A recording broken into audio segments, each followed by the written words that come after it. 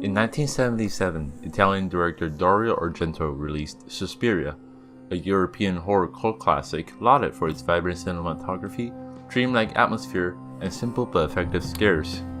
In 2018, another acclaimed Italian director, Luca Guadagnino, best known for the Oscar-nominated romance Call Me By Your Name, released a remake of the classic, and the result was baffling.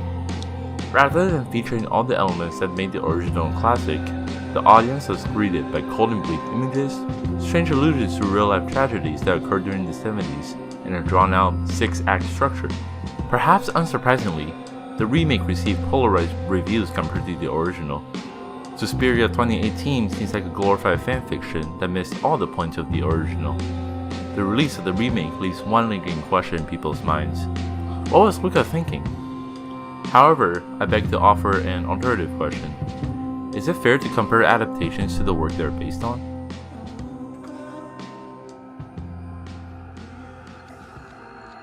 Since remakes are essentially fanfiction, we should examine the motivations of the fan author, Luca Guadagnino. So what does a writer of fanfiction do?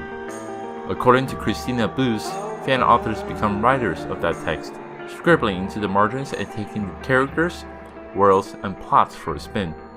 They manipulate and exploit the pre-existing work to the distaste of the original authors.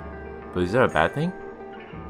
Now that we've got an idea of what fan authors are, let's talk about the works they are inspired by. According to Weichi Dimmick, the ceaseless passage of time touches language on many registers. As time alters the fabric of human association, semantic webs bear witness to the advent and retreat of social norms. As time goes on, a word gains more historical meaning. What might have been designed as contemporary pulp becomes an artifact of its time, a snapshot of the cultural values of society of years past.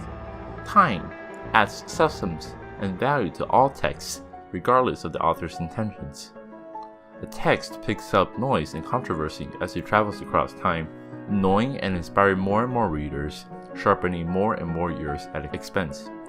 Fan authors imbue new meanings to new works by embracing them with a new context and under new social norms. In a way, fan authors are just as vital to art as its original author due to their ability to enhance and update works. Blake Callanan and Ted Strifas writes that culture may refer to particular modes of fostering human refinement, and there are underlying frameworks of valuation and authority and patterns of social difference. Fanfiction defies authority and highlights social changes. In this context, fanfiction finds themselves a part of the culture besides original fiction. And they are perhaps more important than the original works themselves because there is an extra metacontextual layer in fanfiction that examines the context and impact of the original works they are based on. So was it fair to say that 2018 is bad because it's different from the classic?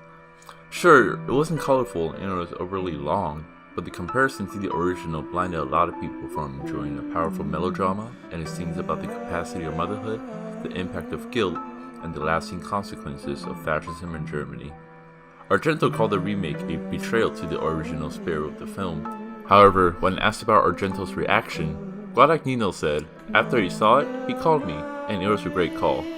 Argento hated the remake for its changes, but that was Guadagnino's intention all along. Guadagnino treated his film as fanfiction by scribbling it all over Argento's classic, and there's nothing wrong with that.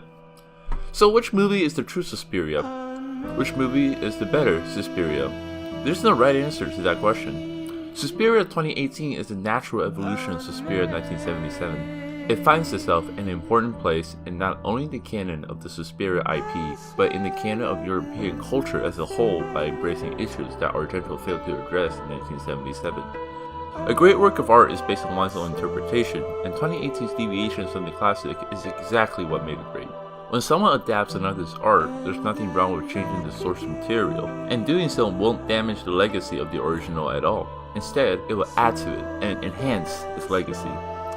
As Luca himself puts it, human art is not about inventing originality, it's about finding a new point of view.